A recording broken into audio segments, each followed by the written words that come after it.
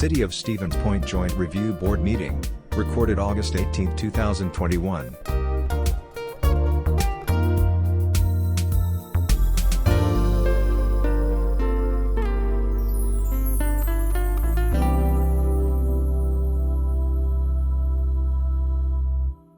Order.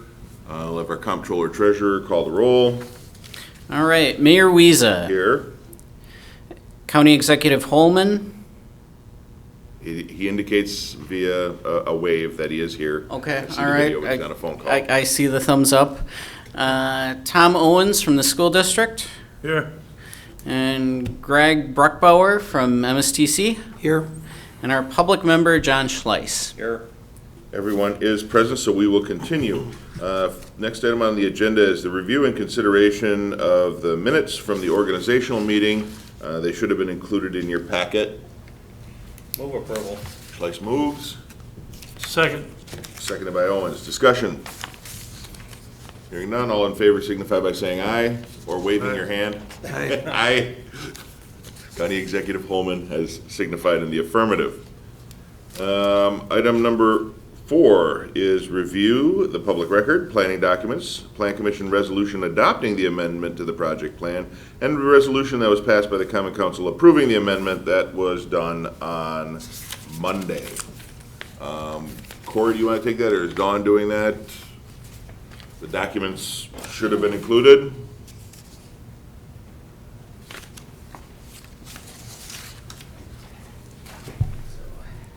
Yes, so the resolution by the Common Council was just passed Monday night, so that's why it wasn't in your original packet. However, I did email that out at about 8 o'clock this morning, and then for those of you who are here in person, that's also the documents that I placed at your desk, is the resolution passed by the Common Council, as well as the minutes from the Plan Commission meeting, so that you can review the proceedings of both of those bodies, and basically both of those bodies did approve the project plan amendment. Correct.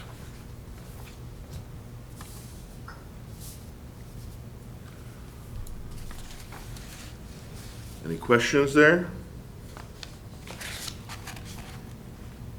Basically, this is just affirming that the bodies that have reviewed it thus far are in agreement with the project plan amendment.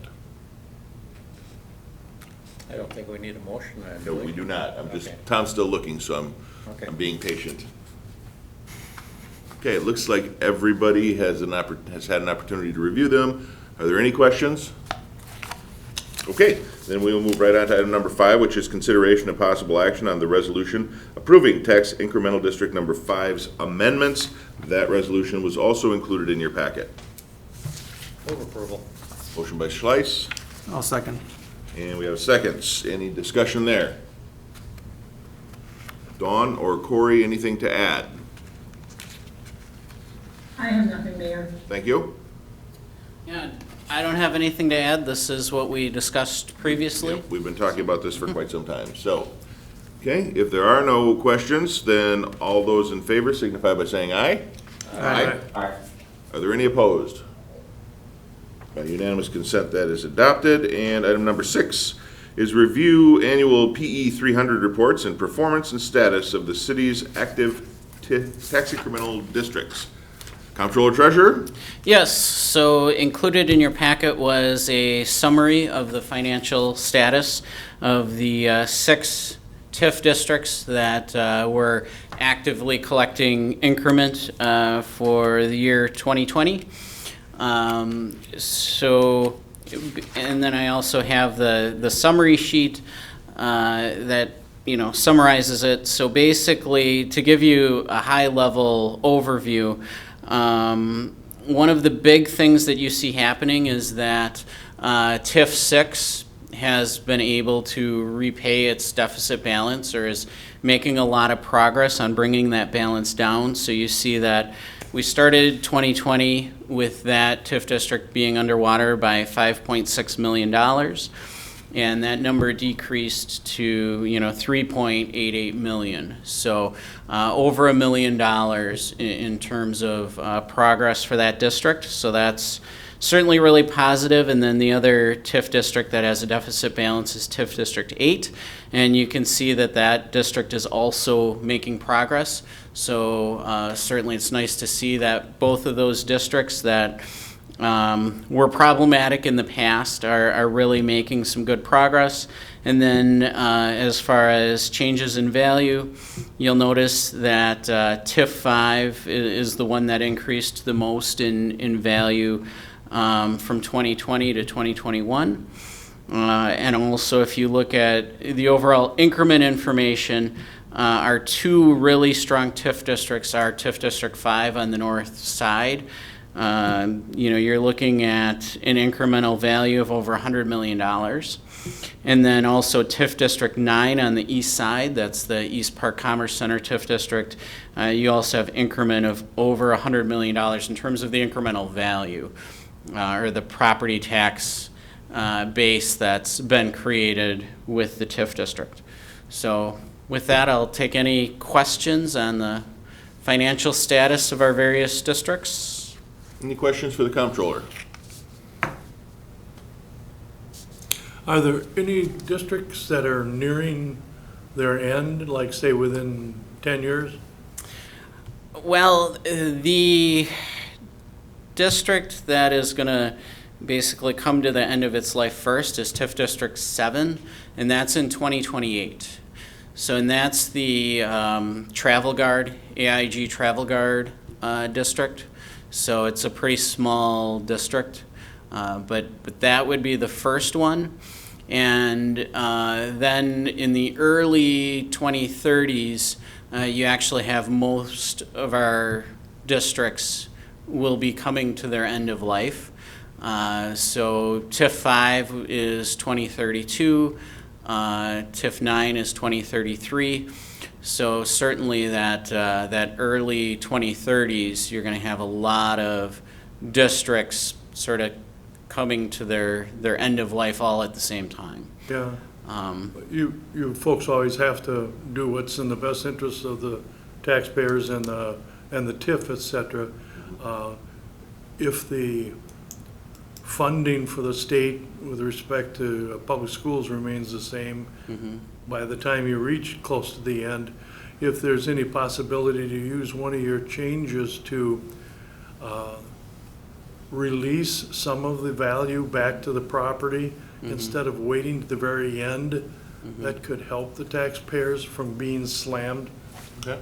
Because, all of a sudden turn $200 million into the taxes, what that's going to do is increase the value, say, of the school district or the Mid-State, for example. That increases its value, so in terms of the school district, it means we get less state aid, which means the taxpayers make up the difference. So if you can step that in a little bit, instead of getting slammed at the end, I think that would be helpful. But that's 10, 15 years into the future, so Absolutely. I don't know if anybody will remember that by then. Sure. John will still be here. So, John will be here. so just out of curiosity, so you would also have the additional tax base basically coming on as well. So would that be offsetting at all or not really? The increment becomes available, the gain becomes available for taxation for school purposes. Right now, it's just turned back into the TIF. We don't levy, because it's TID out that we levy. Yeah. But once this is turned back in, then it'll be part of the levy. But it also increases the value or the wealth of the district, because they measure that based on property value. So, Right, but those properties coming back online would now be paying those taxes. Correct. Including the school and school district. oh, and yes, I Mid-State. mean, it's not like everybody So it'd else be- has to pick up right. their An share. offset to It'll- some extent. Yeah, I mean, it's not gonna harm the taxpayers when it gets turned in. I didn't mean to imply that. Thank you for clarifying that. What I meant to say was, though, that as a result, the state aid will be reduced overall because you're adding 200 million more in. We're about 5 billion, I think it is right now. But if you add in another 200 million, and maybe another couple hundred from the other TIF, it could be a lot in 1 year. Gotcha. I'm just saying if there's a way to release a little bit of it ahead of time, it'll feather that, and it won't be such a change. Okay. We'll try and make notes somewhere, so when they start coming to maturity, we can look at that again, whoever that is. Yeah, it's not a major issue, it's just, it can help alleviate a little spike. Okay. In the Good. technical college system, our formula is a little different. It will increase the levy for Portage County overall, and remove it from the other 7 counties that we work in, because ours is rated on a percentage of the whole. Gotcha. So as you increase your TID in compared to your TID out, because we do it on a TID out as well, Yeah. that TID in, your value, say it's $100 million today, and it goes to 102 million, well, that's a bigger percent of that total value of our whole district over 97 municipalities. Gotcha. So then the Portage County residents will be picking up more of the technical college's levy as well. And if Plover's happens the same time as Stevens Point, then you have a double whammy. Sure. Yeah, is your percent on a TID out? Yes. Yeah, so that'll increase too. But the people who've been paying the taxes that were in the TID, once they're released, will be paying that amount to the whole, so they'll help mitigate all of that. And it's not like everybody else is gonna get slammed, but it's just that the total overall is gonna change, and there'll be some shifting a little bit.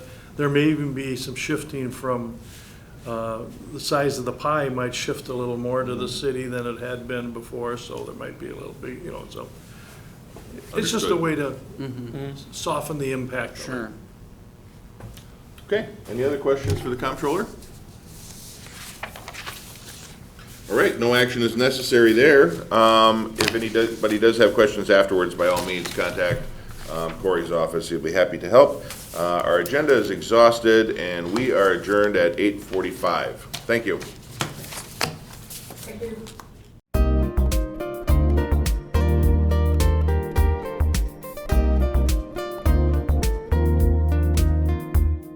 Videos of these meetings are available for viewing on the city's website, stevenspoint.com/videos.